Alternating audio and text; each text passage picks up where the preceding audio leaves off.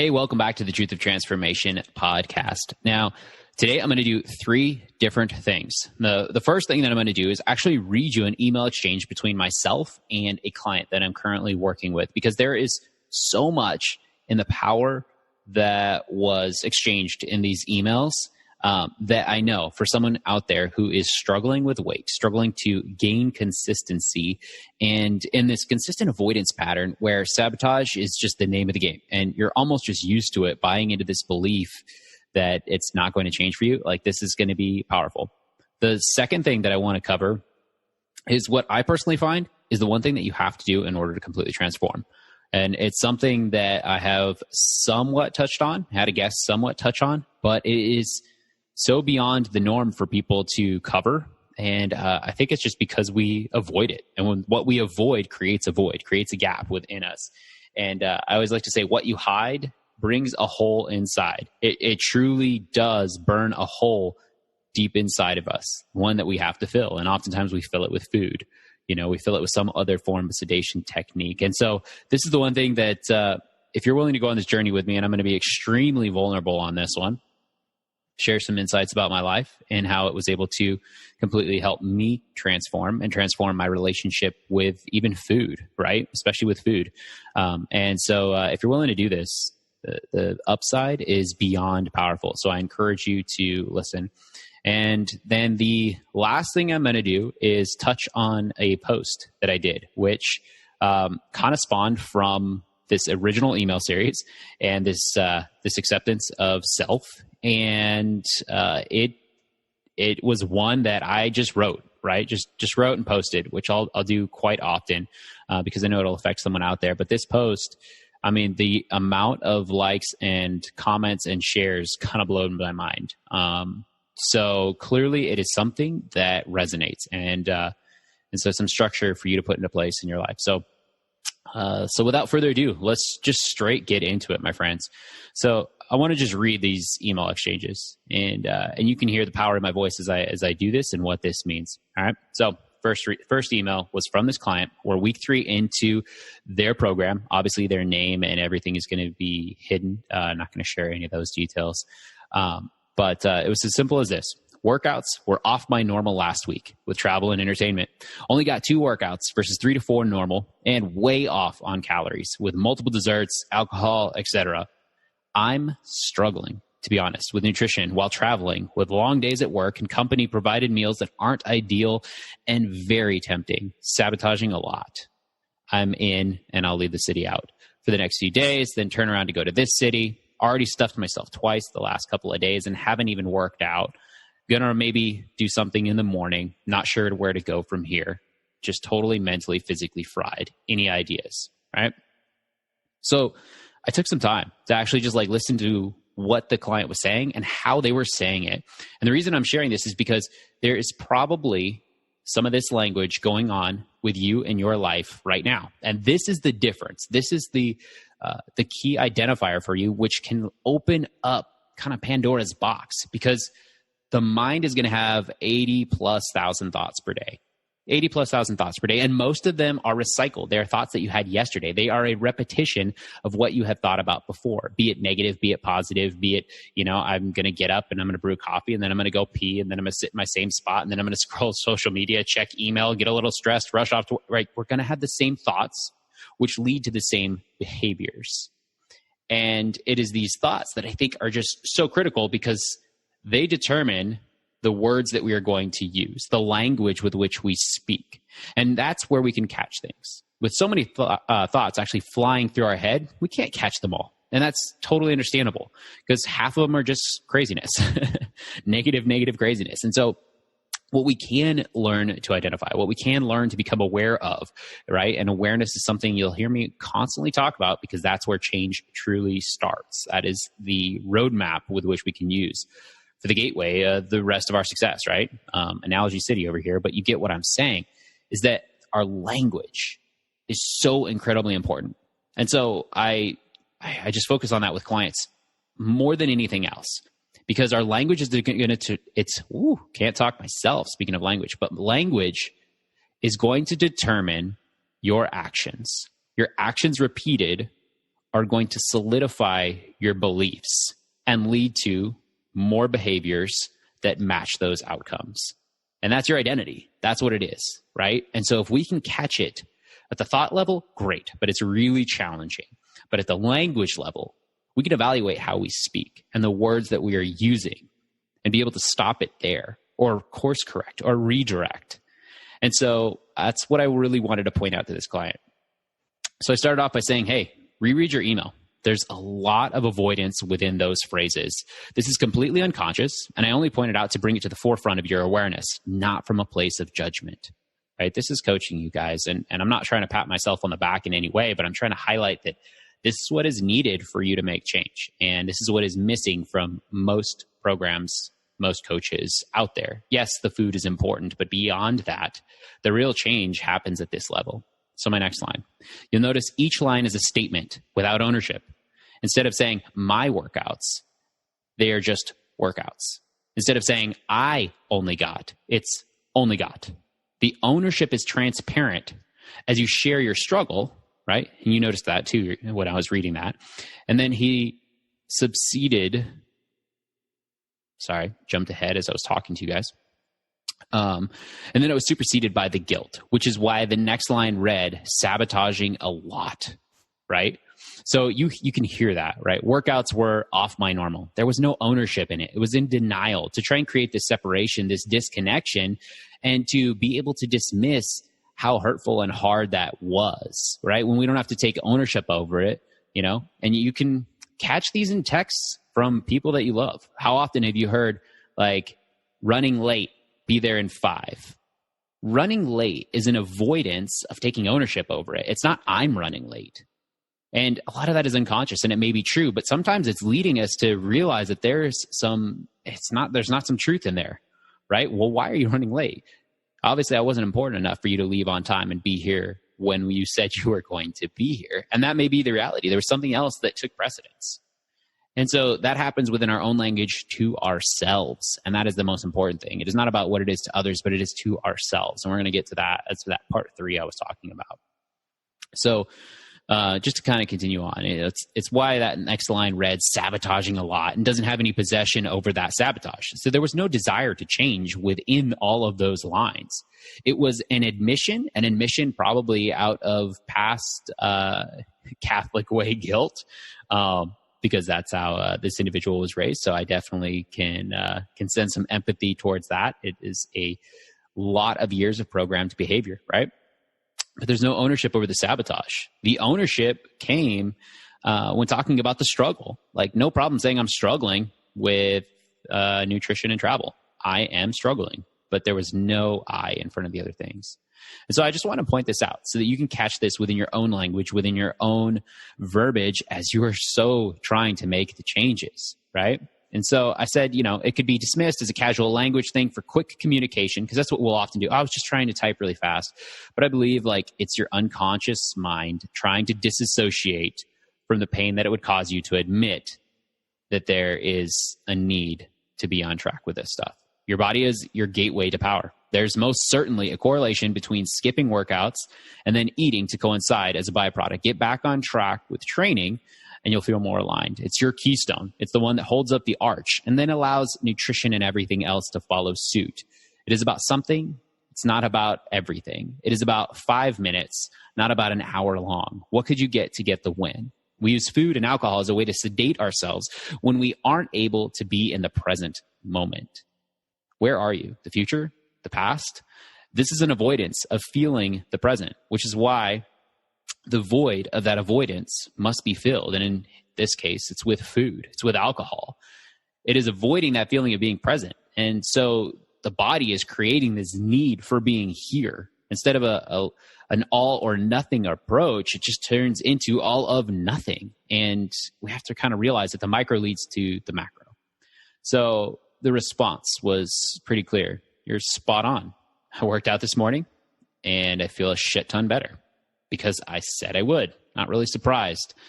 And then some of it stems from a specific, event that put him in an environment where, who's triggered again. And so, of course, we're going to do that. And it's really hard to become greater than our environment. But that's what true transformation means. It means we can step into a situation, into an environment, and no longer be controlled by what it does from a place of feeling within our body. And so we touched back and forth on that. And I'll leave that for respect. But I gave them acknowledgement and appreciation. And I said, now it's time to forgive. Like, forgive yourself over and over and over. And that is like one of the keystones that I think is the hardest thing. We talk a lot about awareness. Okay, I'm aware of what I'm doing and I realize what I'm doing. And the second step that we have to do is acknowledge it.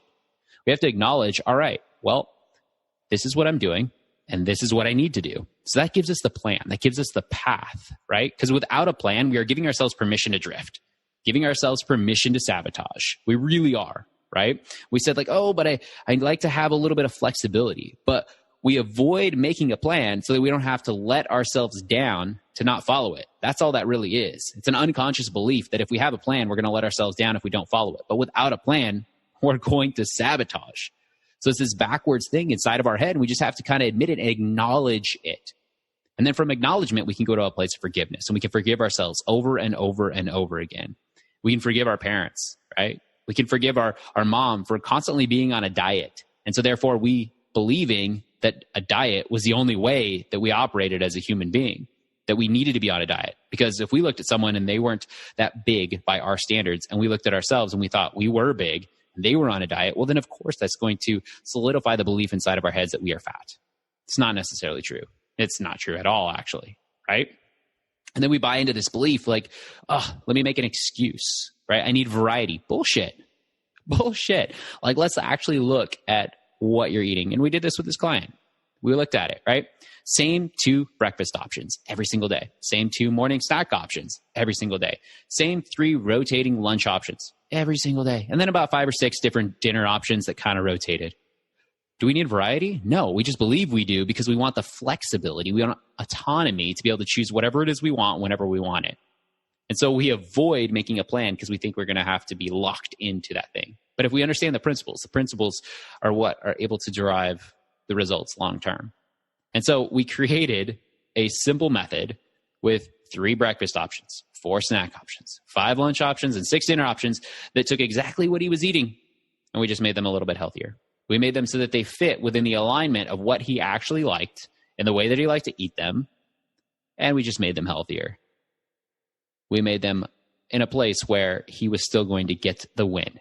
And it started with getting the win with exercise, something daily, then getting the win with breakfast, and we let those 2 things build. And then it was either getting the win with journaling or meditating.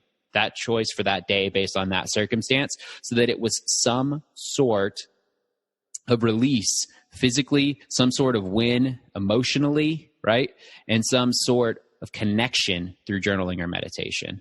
So no more hiding is what I ended up saying, right? No more hiding. And that's what is going to bring me to the second part of this podcast. And I talked about it a little bit, but what you hide burns a hole inside. And as I evaluate the people who have been able to completely transform their bodies, their lives, everything across the board, they're able to tell the truth, right? 100% tell the truth. Take ownership and tell the truth. And if I am going to sit here and tell you to tell the truth, well, then I have to do the same thing. And many have known this, and I have been open enough to share, but I have cheated on everything in my entire life. Everything. In school, I can't tell you how many times growing up, I cheated on tests, on exams, on homework, right? And you can probably relate. I'm sure at some point you were either the person someone was copying off of, lucky for you, right? And hopefully you got some other kind of benefit out of it, got paid or something. That's the entrepreneur in me, right? But ultimately, I cheated on so many things along those lines. It's not that I couldn't do the work. A lot of times the work was actually just too easy based on that circumstance. But yes. I mean, the fact that I did it over and over again is just the way that it was, right? I look at business, and I've cheated on some things, right? There's been some funds that I thought I did right, and it was completely accidental, but I totally cheated on some funds, totally cheated on some aspects within that regard. And then it brings me to my relationship. And there was a point in time, April and I have been married 12 years. And we had so much going on in our lives, and we grew apart, and I didn't have the communicational skills, and mostly just the confidence to be able to say, I'm hurting. I don't feel connected. I don't feel heard, right? And so I sought out that emotional connection somewhere else, and very thankful that it was, we came to a realization when we did, and we were able to say, whoa, this isn't going the right direction. Where am I going? What am I doing? What are my actions starting to lead me down this path with someone that's not my wife? Like this, it's not the direction I wanted to go, not where I ever saw myself going, not the man that I want to be. And I truly believe that how you live is how you lead. And so it was a quick course correction. And when I say quick, I mean, it took us quite a bit of therapy together, openness, communication, sharing the pain, the vulnerability, my insecurities, her insecurities. And it's extremely powerful to be able to do that. And it's what brings you to the other side that, man, it's the greatest of gifts. It really is. And it's hard to see it in the moment, what great gifts that it actually is. But they truly are exactly what we need to be going through. And I always like to say that a gift awaits beyond the current struggle, an awakening that can only be actualized through the surrender of self and ego. And that's what I had to do. I had to surrender myself and ego and shift from blaming outside of myself, which is what so many of us do with things like food and our weight. We blame our environment. We blame our others, right? And then we reach this place where we then shame. We shame ourselves. We shame our lack of ability to have willpower and all this kind of stuff. But it's only when we can claim it as reality. Claim it as reality as a place that if we surrender within this, surrender ourselves, surrender our ego, then we are a force that we are able to get out of our own way and meet it with power.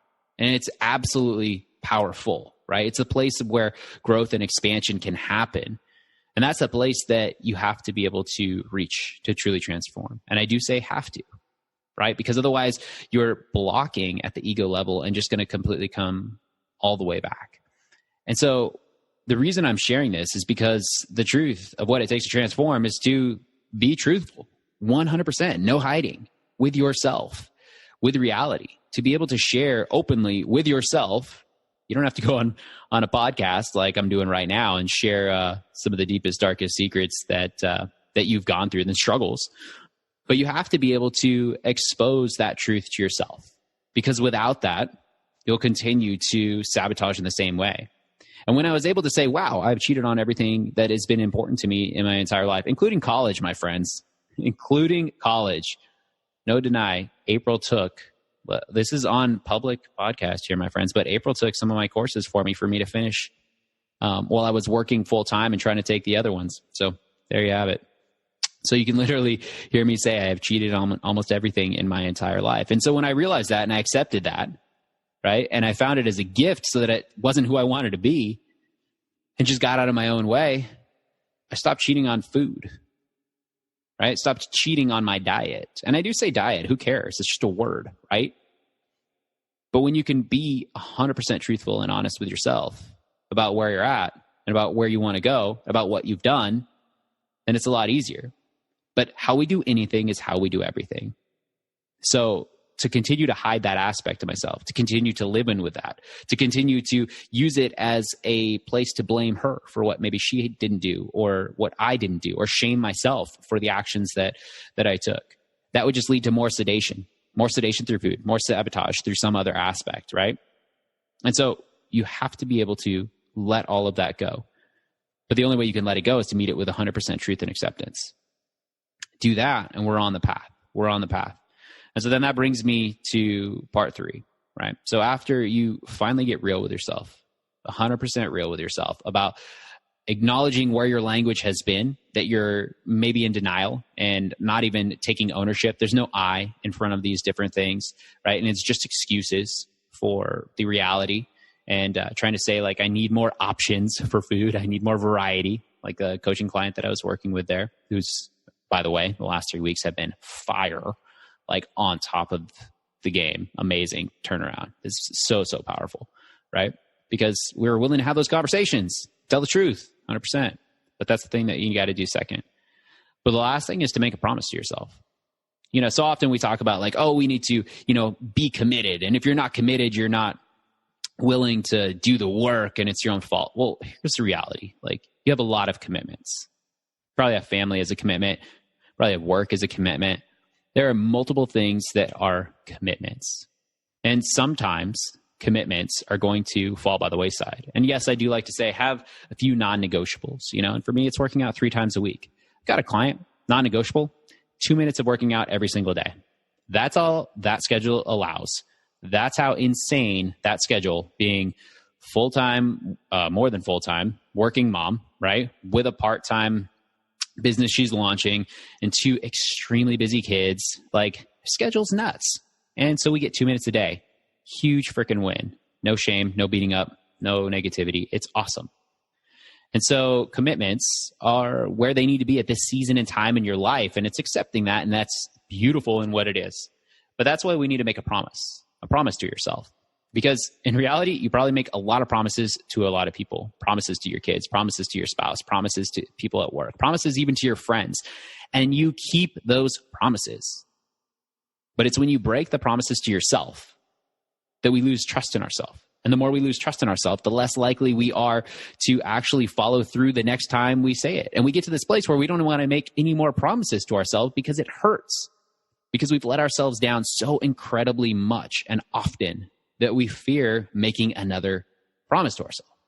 So we no longer say the things that we've said in the past. The diet starts Monday. This is going to be my year that I lose the weight. This month, I'm cutting off all sugar and alcohol. We just completely stop. We give up. But those promises are just too big. But it's time to take back that promise and make a promise to yourself. Because promises made, they are needed, but they do mean nothing, my friends. Promises made mean nothing. Promises kept mean everything. And it's broken promises that are really like broken mirrors. They remain, but only to reflect back a fractured image. And the more times we break those promises to ourselves, the more fractures we get within that image. And the more then we're going to want to hide from that image that we see, because we're only going to see the fractures, the fragments of that image looking back at us. And we don't like that. And so we have to understand that all of those little fragments, those little fractures, are just what make us currently what we are. And it may not be the clarity of the picture that we want to see looking back at us, but it's the reality of the picture that's looking back to us. So we might as well tell it the truth of where it's at, the truth of where it's cheating on itself, the truth of where you're cheating on yourself, so that you can take ownership back, so that it's no longer, denial and disassociation, but it's just, I am struggling. I am inconsistent with nutrition. And then it's, I promise, and make it the smallest promise ever. A promise so small that you know with 100% certainty you can keep. A promise that builds momentum. Because the promise has to come before the habit ever is even created. The promise is what builds the emotional bank. It's emotions that determine our outcomes.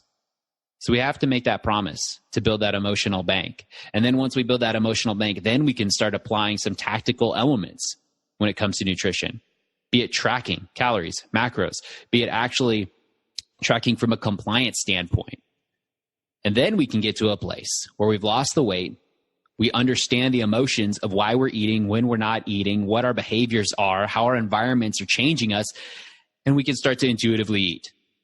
But it takes all of that journey to be able to get there. That's the reason my line is peace be the journey, my friends. Because we have to find appreciation in the journey, because it's going to, 1, be longer than you expect, 2, be harder than you expect, and 3, it's going to be a journey. As simple as that. So my friends, I hope this was valuable to you on some level, and in some way. And if so, then I would greatly appreciate you sharing it with someone that is in need of it, someone that needs to hear this. Screenshot it, tag me on any kind of social media. Insta story is always great, so that someone else that you have as a friend associating with can hear it, because they may be struggling with the same thing. Another way would be to go into iTunes and drop a review.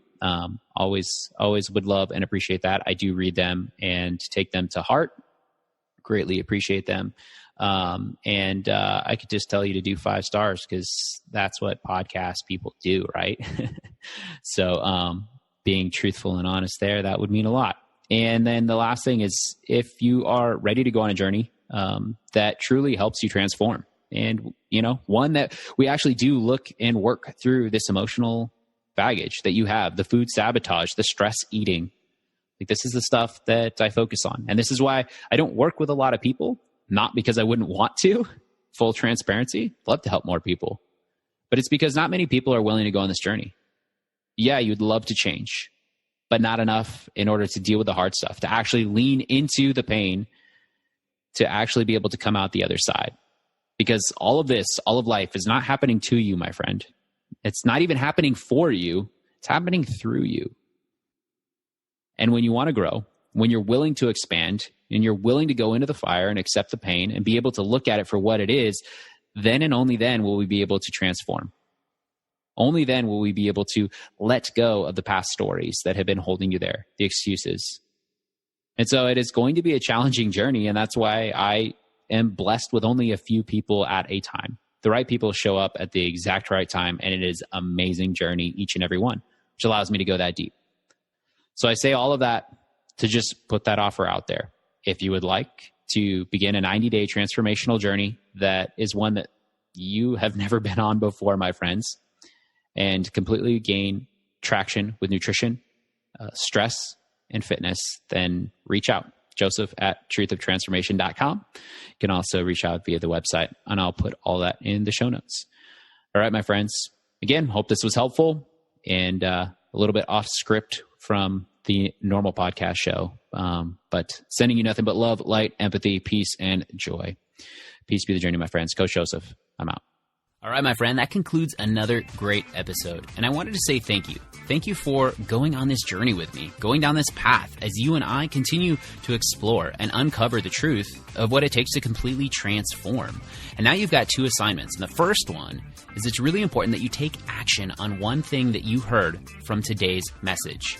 It's important to take the education with a little bit of implementation so that you can yield the results to go from good to great, to go from ordinary to extraordinary, to go from your everyday norm to a place where you can completely transform. And the second thing that I need you to do is share this message, because there's a friend, a coworker, a loved one out there that needs to hear a piece of this. And it's what they are waiting for to help them radically shift the way that they've been living life and start to explore their true potential, for them to get unstuck. And so I need you to screenshot this, tag me on social media, or share or write a review or whatever it is you know is going to get this message out to the right person at the right time so that they can live the best life possible. Because that's our goal. That is our goal. You and me, to be able to share the best messages that we possibly can and impact a great number of lives. So as always, I appreciate you. Coach Joseph Hawthorne, Truth of Transformation. Peace be the journey.